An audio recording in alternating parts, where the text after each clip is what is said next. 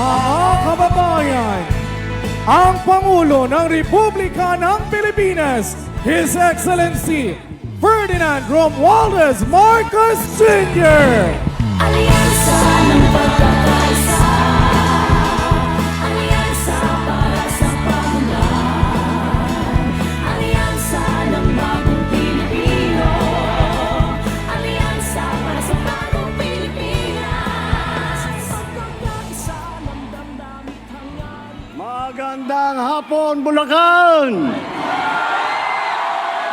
Napakaganda nga ng hapon. Ang sarap pala ng simoy ng hangin dito sa inyo. Para tayong nasa abroad at nagpapalamig. Kahit na nabilad kayo sa araw ng matagal habang nag-aantay.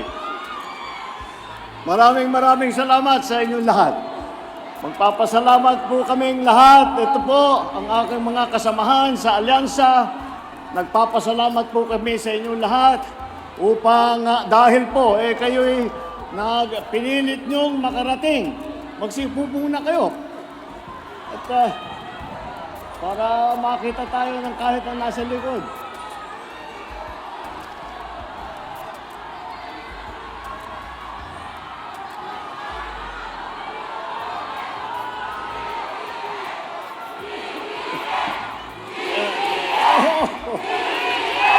Salamat.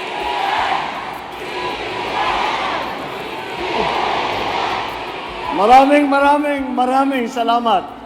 Talaga naman at sabi na nga namin nakakasiguro tayo kapag tayo ay pupuntang Bulacan at San Jose del Monte ay makakakita tayo ng ating lahat ng mga ating kaibigan. Kaya't nagpapasalamat kami, napakainit ng salubong na ibinigay ninyo sa aming lahat, mga tiga-alyansa na lumalapit po sa inyo. At hinaharap po sa inyo ang ating mga magigiting na kandidato para sa darating na halalan para sa Senado.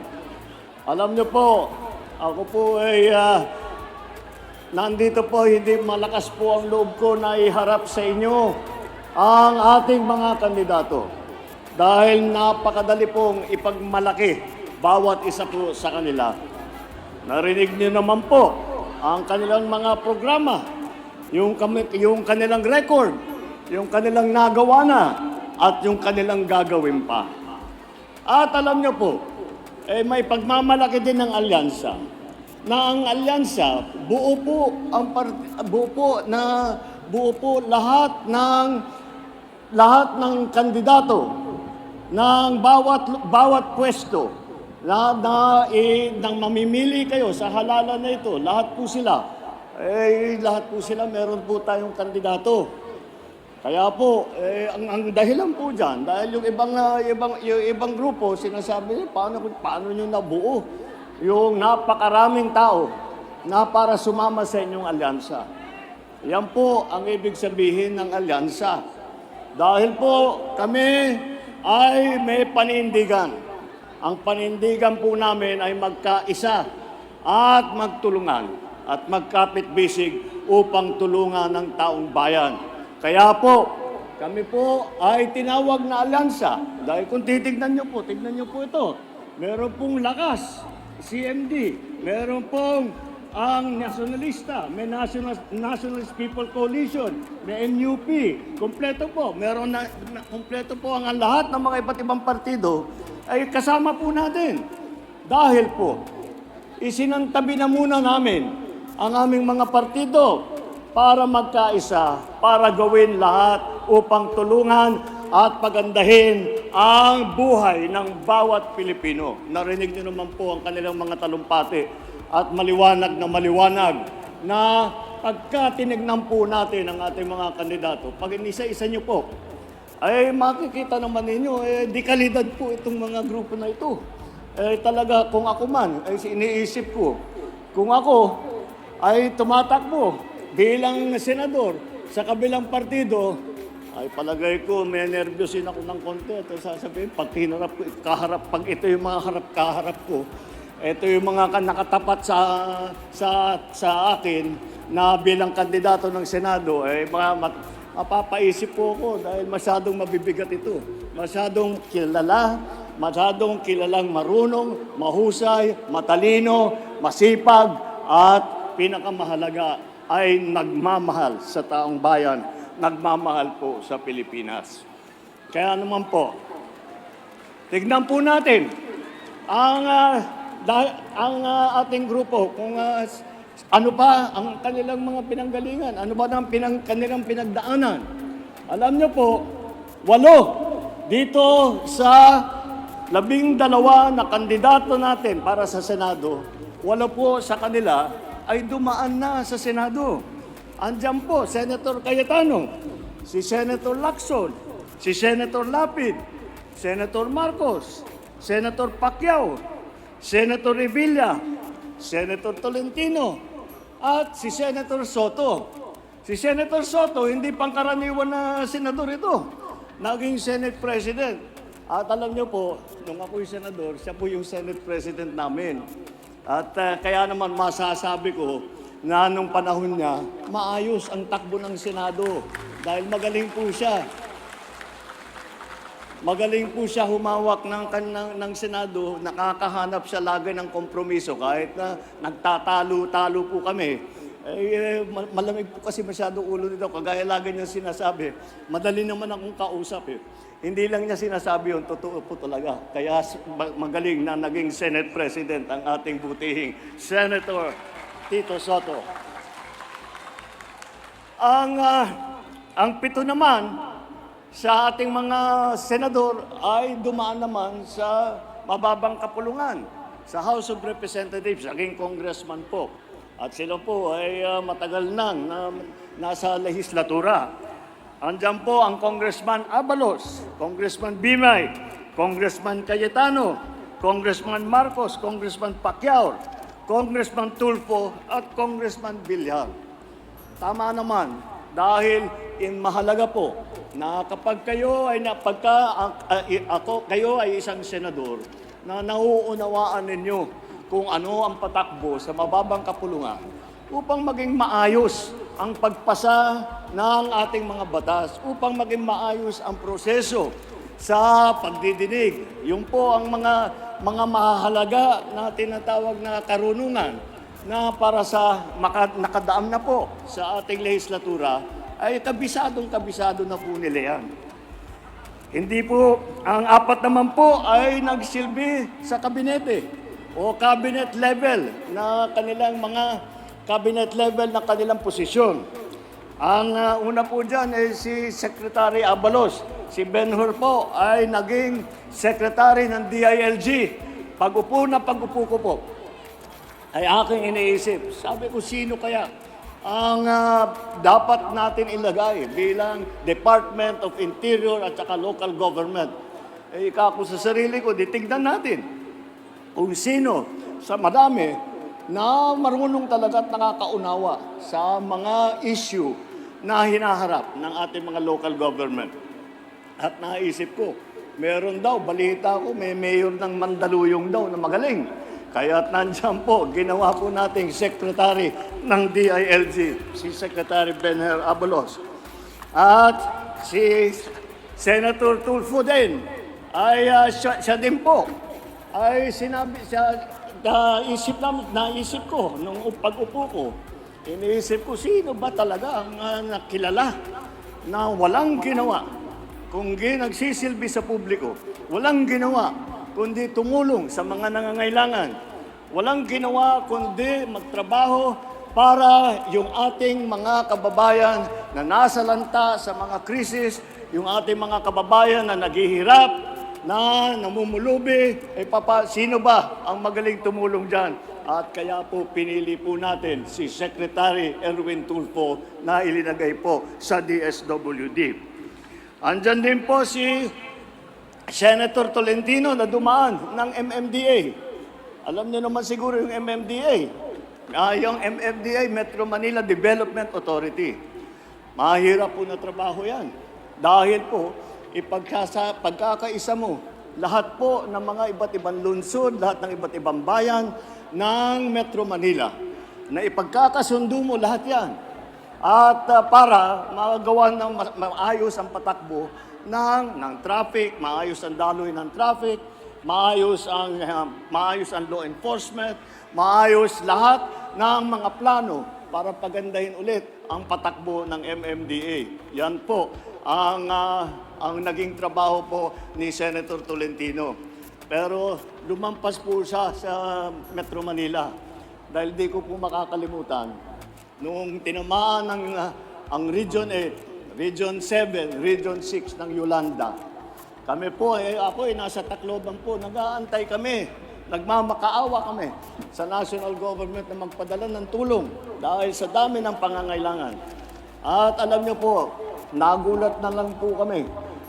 Biglang isang araw, may nagsabi sa amin, nandyan si Chairman Tolentino, dala-dala yung mga heavy equipment ng MMDA. Sila po ang nauna na nakarating. Ganyan po ang serbisyo na binigay po ni Senator Tolentino. Ang isa pa po na humawak ng pagtulong sa pagdaan po ng Yolanda ay si Senator Ping Lacson. Dahil siya ang dinagay na namuno ng Yolanda Rehabilitation Commission. Yung po naman ay nakalampas na yung bagyo, paano patatayuin ang mga bahay, saan natin ilalagay, anong mga natutunan natin na huwag natin maulit para hindi tayo mabaha ulit. Lahat po, plinano po ng rehabilitation, Yolanda Rehabilitation Commission, plinano po ni Senator Ping Lacson. Pero Senator Ping Lacson, hindi lamang yan ang naging katungkulan yan.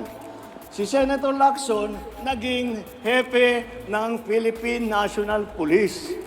At kung maalala ninyo, ang una niyang sinasabi, ang una niya pong ginawa, pinagsusukat niya yung mga tiyan ng mga pulis. Tinitignan niya kung masyadong mataba, ibig sabihin hindi nagtatrabaho, pinag-jogging niya. Ngayon, wala ka na makita ng malalaking tiyan dahil inayos na po ni Senator Lacson. At nung panahon ni Senator Lacson, yung acceptance, yung approval rating ng PNP, ng mga pulis natin, ay napakataas. Hindi na po naulit yung ganung klaseng rating nung nangyari nung panahon ni Chief PNP, General Lacson. Alam na po nila, makita mo, pagkatitignan nyo po, maliwanag na maliwanag. Alam na po nila ang trabaho sa gobyerno. Alam na wala na, ito yung mga klaseng tao, mga klaseng nasa sa serbisyo publiko na hindi basta, kung minsan hindi na lang nagsasalita at basta't ginagawa na lang ang trabaho. Yan po ang mahalaga. Huwag tayong nakikinig ng mga puro dada ng dada. Dapat ang hinahalal natin ay puro gawa. Pupunta sila sa Senado, hindi upang manggulo, hindi upang magtalunan doon sa kanilang kapwa senador o kung kani-kanino pa. Sila ay nandyan sa Senado upang magkaisa at ipagbuo ang magagandang batas na kinakailangan ng taong bayan. Yan po ang estilo ng ating mga kandidato. At tignan naman po natin local government. Dahil mahalaga po na kahit rin nasa Senado, kailangan po maintindihan ang lagay ng ating mga local government units.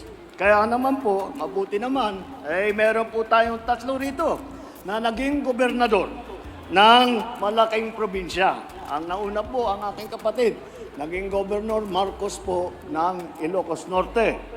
Si paring Lito Lapid naman, naging governor naman ng Pampanga. Na ngayon, kung makita po ninyo, ang ganda-ganda na po ng Pampanga at talagang bumubulusok ang mga negosyo doon at gumaganda ang trabaho para sa mga tao. Nasimulaan po yan ng butihing governor, Governor Lito Lapid. At siyempre, yung ngayon, ang pangalawang pinakamalaking probinsya ay hinawakan naman po ng Governor Bong Revilla ng Cavite.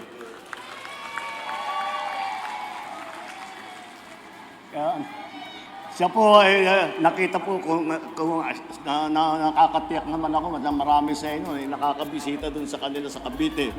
Nakita naman ninyo kung ano yung progreso, anong pag-uunlad ng Cavite. Yan po ay naging trabaho niya mula nung siya ay naging vice-gobernador, naging gobernador, naging senador, patuloy po ang kanyang trabaho. Kaya makita niyo naman, napakaganda ang mga naging matagumpay na proyekto at programa na sinimulan ng ating magaling na gobernador. Meron din tayo mga mayor. Tatlong lungsod na malalaki. Unang-una, si Mayor Benhur Abalos ng Mandaluyong. Yan po ay nung panahon po ni Mayor Abalos, nung panahon ni Mayor Benhur, na mayor siya ng Mandaluyong. Marami pong natanggap, pagkikilala, binigyan po siya ng mga aming premyo dahil sa magandang patakbo niya sa city, sa Mandaluyong City.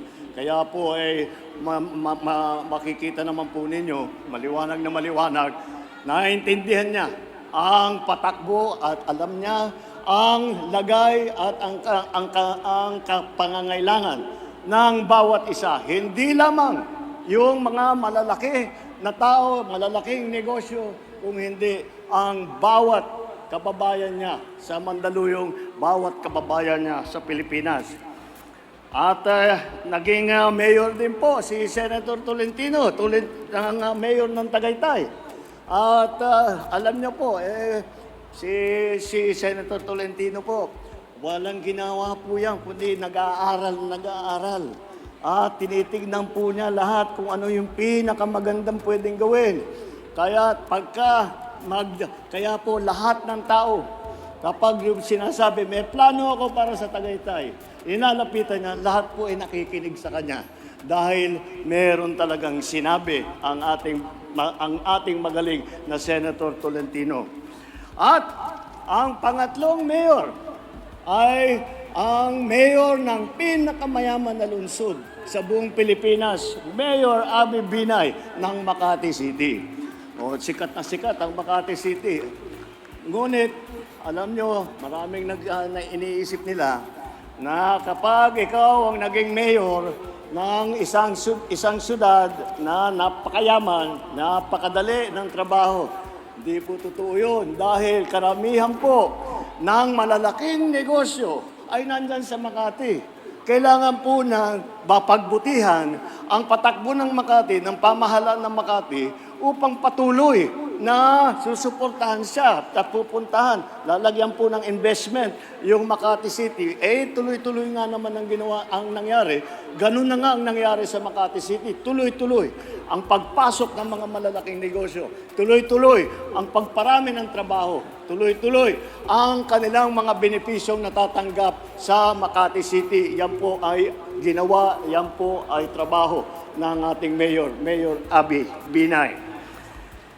Ano ba, baka naman po isipin ninyo na lahat po ng ating kandidato ay galing Maynila, galing lamang sa Luzon. Ay hindi po totoo yun. Tignan po natin. Ay unang-una, ang ating kinikilalang kampyon ng buong mundo, hindi lamang Pilipinas. Si Manny Pacquiao na tiga Bukidnon, Sarangani, Jensen. Alam po, nandyan po siya. At nakikita na sumisikat ngayon yung kanilang lugar. Dahil nakikilala, nandyan, tiga doon pala yung Manny Pacquiao. Tiga doon pala. Kaya tignan natin. Ngayon, nakikilala na. Ang mga pinupuntahan na po, dinadayo na po. Ang Jensen, ang Sarangani, dahil po pinasikat po ng ating Senator Manny Pacquiao. Andyan din po si Senator Erwin Tulfo. Siya po ay laking Davao at saka Sulu. At siya ay nandun dahil doon po na destino ang kanyang ama na sinusundan niya at yung aman po niya ay naging bayani po ng ating bansa. At huwag po natin makakalimutan na mayroon po noon na meron po noon na Senator Vicente Soto, yung unang Senator Soto po. Ang unang Senator Soto po ay sa Cebu naman ang pinanggalingan. Kaya po, yung mga ninuno po ni Senator Tito Soto, ay siguro siyang lalo na nung kabataan niya, madalas siyang nandun. Kaya siguro naman, alam naman niya uli kung ano ang kalagayan ng ating mga kaibigan sa Visayas. At alam niyo po naman, kami po ni Amy, na aking kapatid, si Senator Amy, ang nanay po namin ay si Imelda. Si Imelda, 100% waray naman po yan. Kaya kalahati po sa amin waray man ini. Kaya makikita po ninyo. Kaya po nasa puso po namin ang aming taga-probinsya, ang aming kaprobinsya, nasa puso na po namin.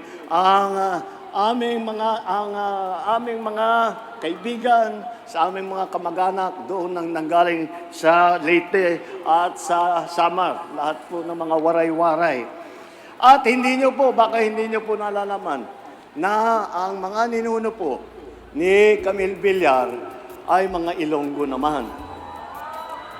Kaya naman po, isa po, talaga naman yung batang yan, laging umiikot, laging nagtatanong. Ang ginagawa, naiba si Camille. Hindi siya masyadong nagtatalumpati. Ngunit ang ginagawa niya, iba, kabaliktaran. Siyang nagtatanong sa tao. Hindi niya sinasabi sa tao, ito yung kailangan mo, ito yung kailangan mong gawin. Ang laging ugali niya, nagtatanong po, ano po ang kailangan ninyo? Ano sa palagay nyo ang kailangan gawin? Yan po ang mga kailangan natin sa Senado. Ang nakikinig sa tao, hindi linelekturan ang tao.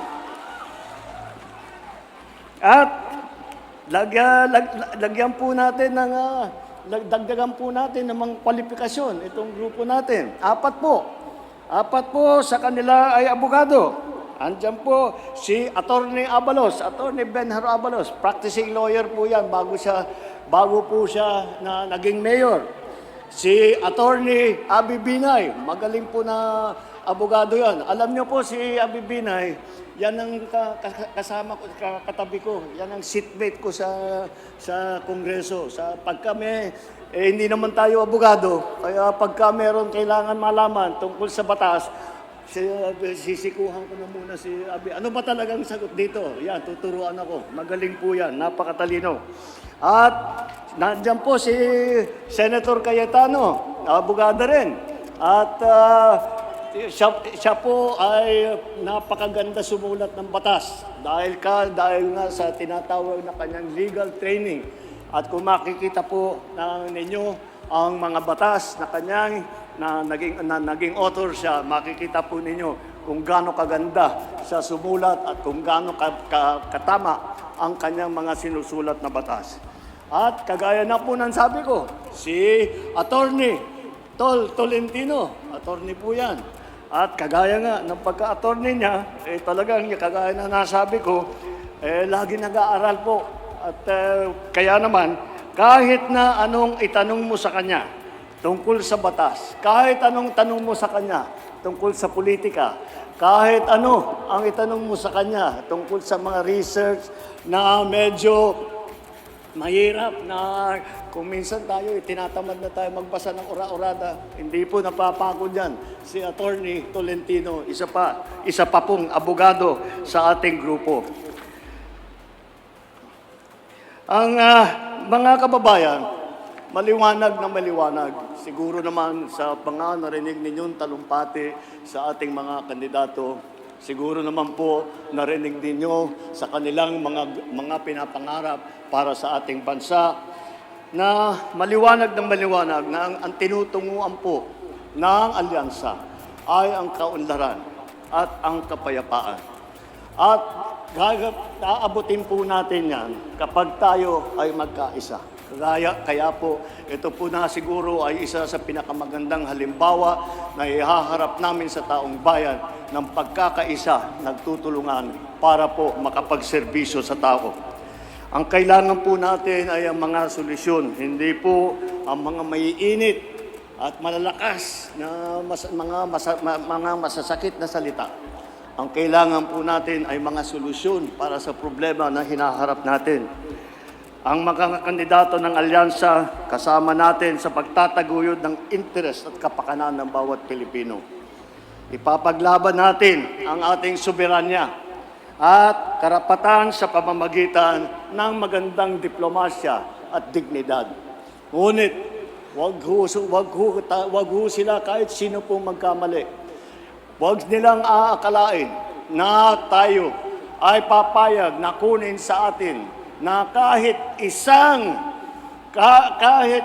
isla, kahit isang bato na nasa teritoryo natin, alamin nila lahat, hindi po tayo papayag at wag tayo susunod sa kagustuhan ng ibang tao, ng ibang bansa. Kahit na maliit lang tayo, mga Pilipino, kahit maliit lang ang Pilipinas, palagay ko wala nang kasing tapang sa mga Pilipino. Hindi na, sa laban naman kontra sa krimen at sa droga. Ito po ay aming paniniwala ay hindi naman po kailangan na pumasok tayo sa kaharasan na maraming nasasaktan, na maraming pinapatay, na libo-libo na Pilipino ay hindi na natin nahanap at nawala na lang bigla. Yan po ay hindi po tama para sa amin yun. May tamang paraan para tiyakin ang kapayapaan at kaayusan. Yun ay sa pamamagitan sa buo na suporta sa ating mga kapulisan, sa ating mga local government units.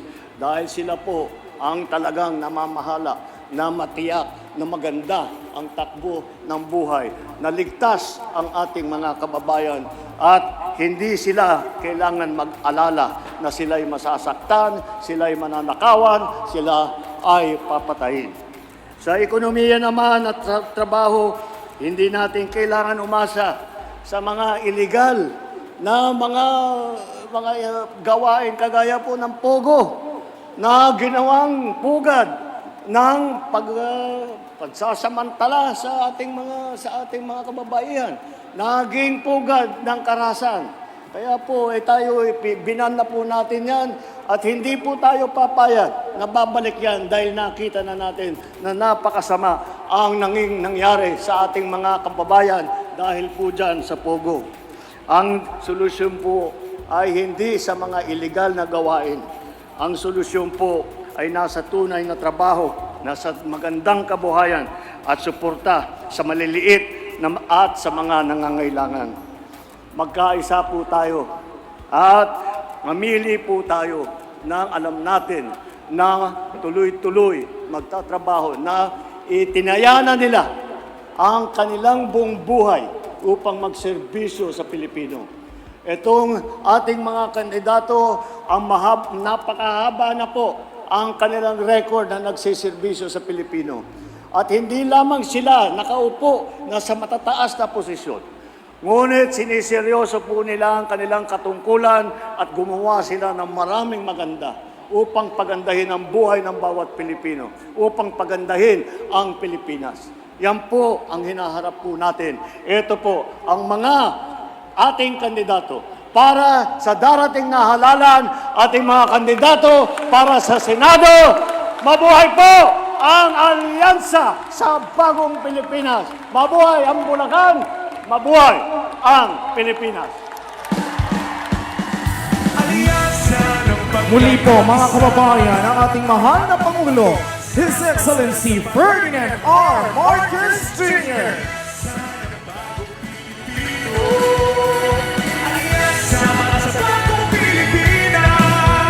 Pagkakaisa ng damdamit hangarin, alyansang pinagtibay ng pangarap at adhikain.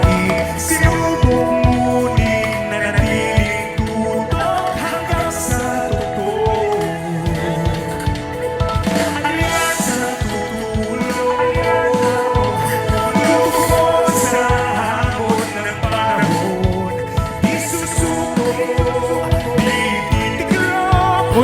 Maraming salamat po, mahal na Pangulo, His Excellency Ferdinand R. Marcos Jr.